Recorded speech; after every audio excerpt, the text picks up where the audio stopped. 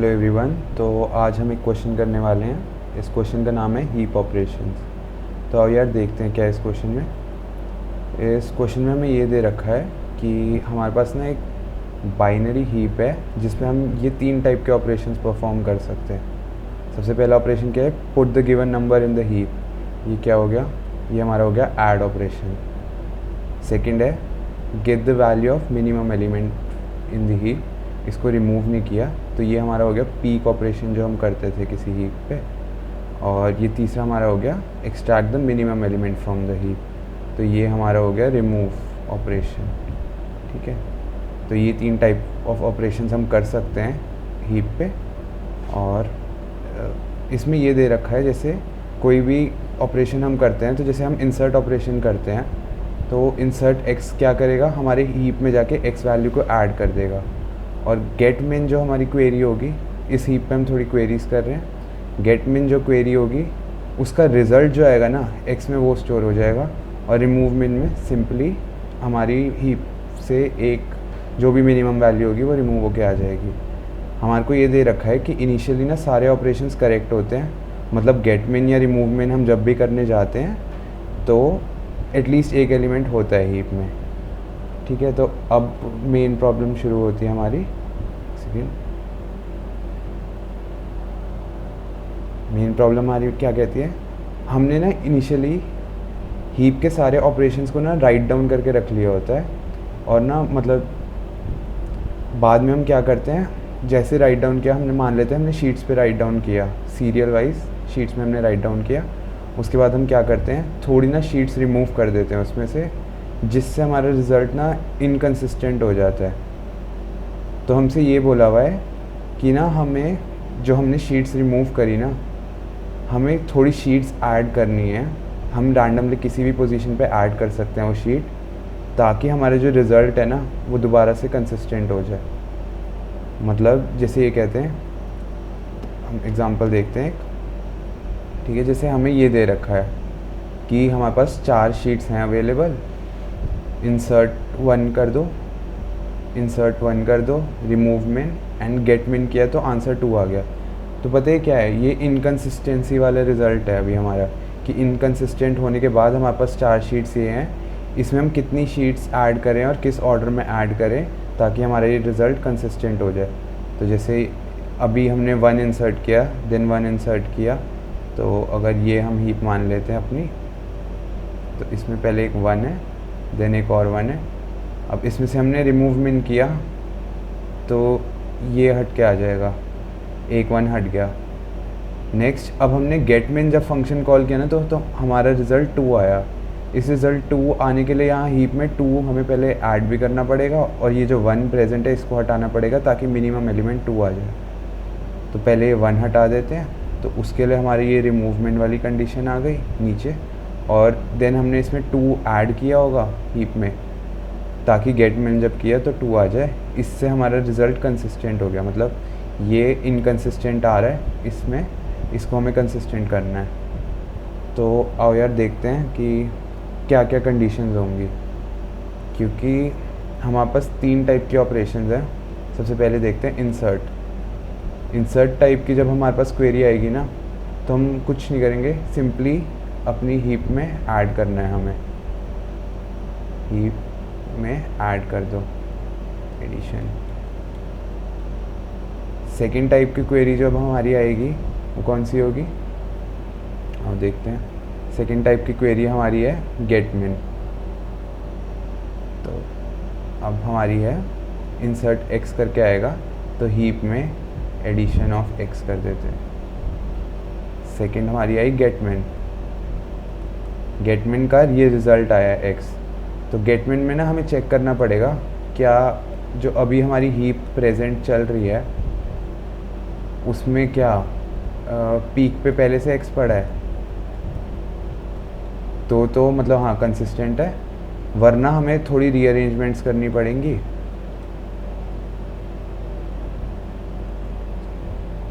थोड़ी रीअरेंजमेंट्स करनी पड़ेंगी जिससे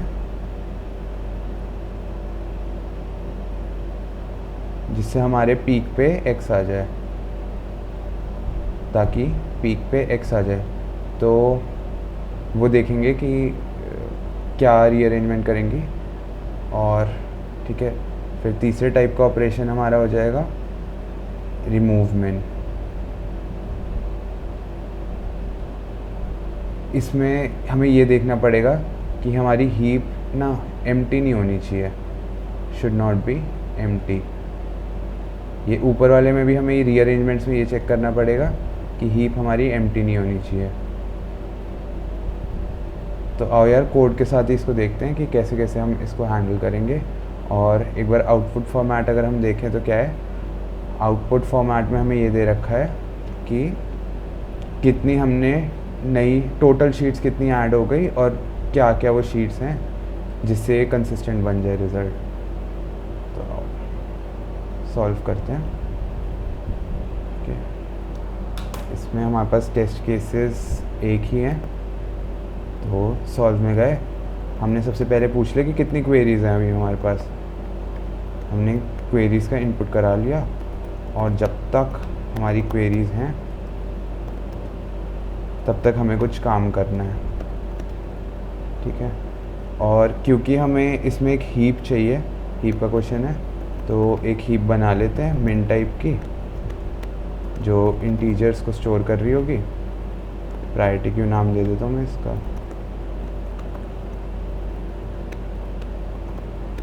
ठीक है, तो ये हमारी हीप बन गई। और एक यार एरे लिस्ट रख लेते हैं स्ट्रिंग की जिसमें हम रिज़ल्ट स्टोर करा रहे होंगे।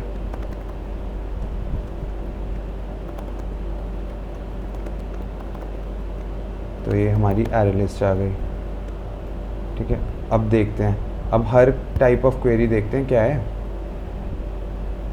किसी भी टाइप की क्वेरी होगी ना, उसमें पहले एक स्ट्रिंग होगी, देन एक नंबर होगा या खाली एक स्ट्रिंग होगी। तो पहले क्वेरी में हम स्ट्रिंग इनपुट करा लेते हैं, स्ट्रिंग एस, वो क्या है। तो अब हम चेक करते हैं अब किस टाइप की क्वेरी है।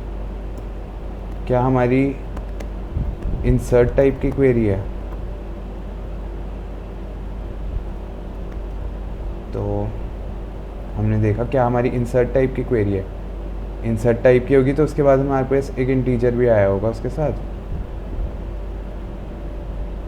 तो देखते हैं, तो जो इंसर्ट में हमारा एक्स आया होगा ना, उसको भी इनपुट करा लेते हैं, ठीक है।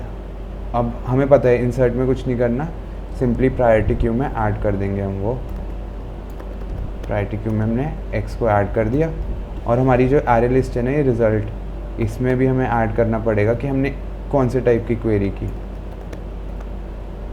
एस में इंसर्ट है प्लस एक स्पेस के साथ हमारी एक्स की वैल्यू, ठीक है। तो ये हमने अपने रिज़ल्ट में स्टोर करा लिया अगर इंसर्ट टाइप का होगा तो। एल्स इफ अगर हमारी दूसरी टाइप की क्वेरी क्या हो सकती है, दूसरी टाइप की क्वेरी हो सकती है, लेट्स से हमारी दूसरी टाइप की क्वेरी थी गेट मिन एक्स, ठीक है। तो हमने कहा जब हमने इनपुट कराई स्ट्रिंग, क्या वो गेट मिन के इक्वल है? तो गेट मिन के इक्वल है ना, तो फिर से हमारे पास एक्स भी आया होगा साथ में, ठीक है। अब ये देखते हैं, अब इसमें रीअरेंजमेंट्स करनी थी हमें, तो आओ देखते हैं। अब सबसे पहले हम ये चेक कर लेंगे कि क्या पीक के टॉप पे एक्स है। अगर नहीं है तो कुछ और काम करना पड़ेगा। तो आओ देखते हैं क्या काम होगा। अब हम आगे चेक करेंगे कि जब तक हमारी प्रायोरिटी क्यू का साइज़ ग्रेटर दैन 0 है, और मैं कह रहा हूँ कि इससे गेट मिन से पहले जितने भी छोटे एलिमेंट्स हैं ना, पहले उनको हटा देते हैं, ठीक है। मान लेते हैं जैसे हमने इसमें किया था, जो हमने एग्जांपल देखा था उसमें, कि तो अगर ये हमारी प्रायोरिटी क्यू है और इसमें 1 और 2 पड़ा है, और लेट से हमारे गेट मिन का रिज़ल्ट 3 है, और लेट से यहाँ पे एक 4 भी पड़ा है, ठीक है। तो हमें क्या करना होगा, सबसे पहले इस 1 को रिमूव करना होगा, देन इस 2 को रिमूव करना होगा, देन इस 3 को इंसर्ट करना होगा इसमें, ठीक है, इंसर्ट 3। तो ये सारे काम हमें करने पड़ेंगे। तो आओ देखते हैं। जब तक प्रायोरिटी क्यू का साइज़ ग्रेटर देन 0 है और प्रायोरिटी क्यू की जो पीक है हमारी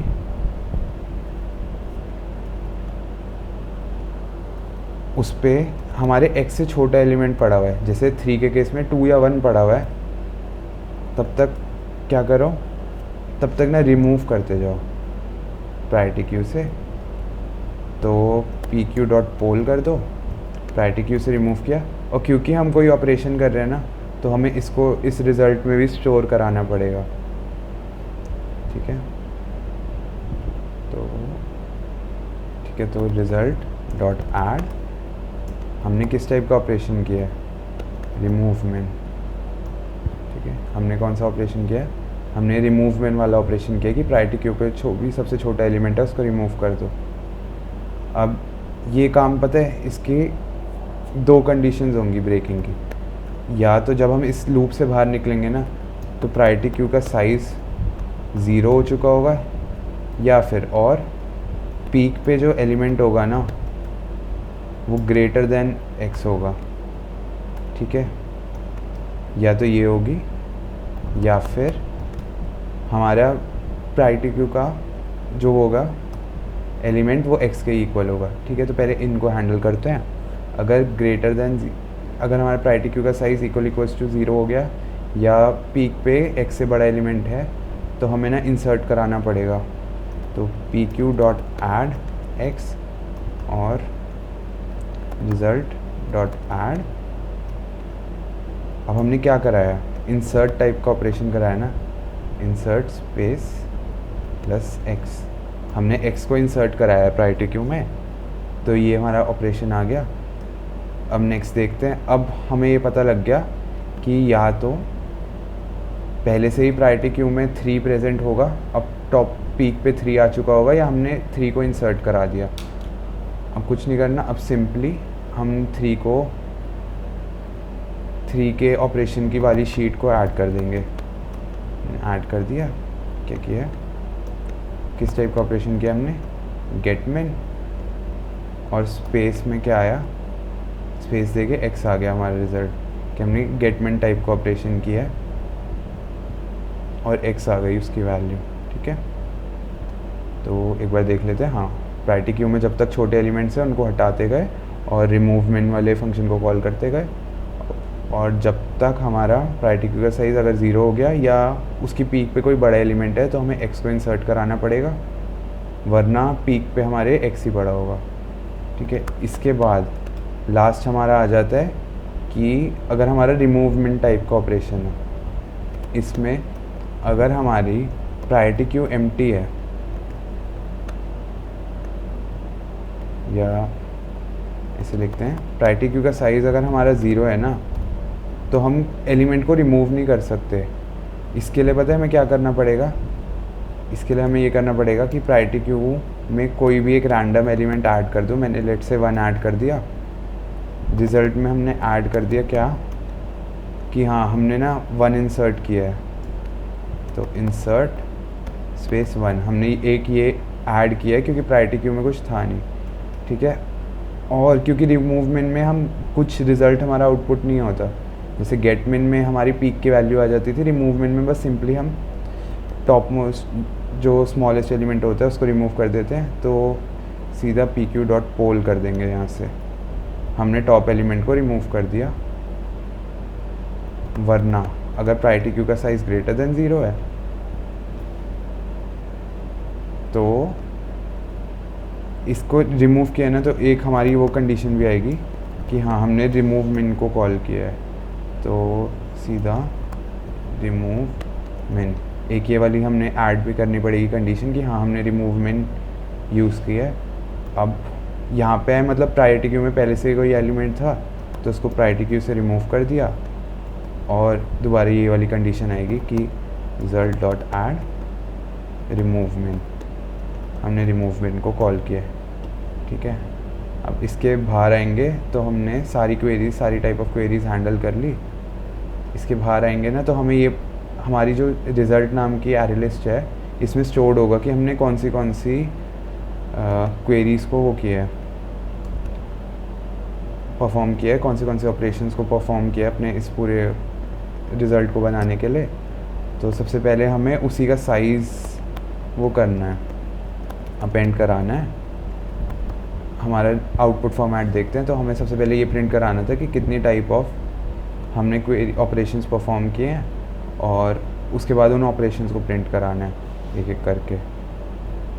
तो हमने रिज़ल्ट का सबसे पहले साइज़ प्लस एक न्यू लाइन ये अपने स्ट्रिंग बिल्डर में अपेंड करा दिया। उसके बाद क्या करना है, हमें फिर एक एक उस पे जाना है स्ट्रिंग पे, स्ट्रिंग एस इन रिज़ल्ट, और ना उनको अपने स्ट्रिंग बिल्डर में अपेंड कराते जाओ। और एक न्यू लाइन के साथ, ठीक है। ये स्ट्रिंग बिल्डर हमारा मेन में था, स्ट्रिंग बिल्डर बाद में जाके ये जब पूरा काम हो जाएगा तो मेन में जाके प्रिंट हो जाएगी वैल्यू। एक बार इसको रन करके देख लेते हैं।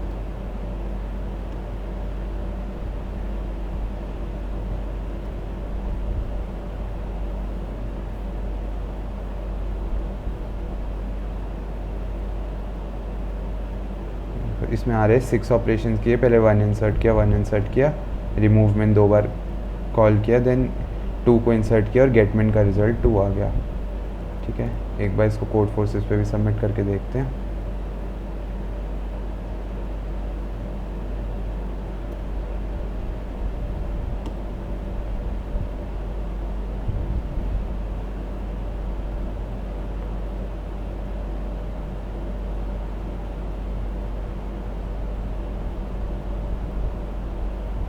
ठीक है, तो ये कोड फोर्सेस पे भी हमारा रिज़ल्ट एक्सेप्ट हो गया।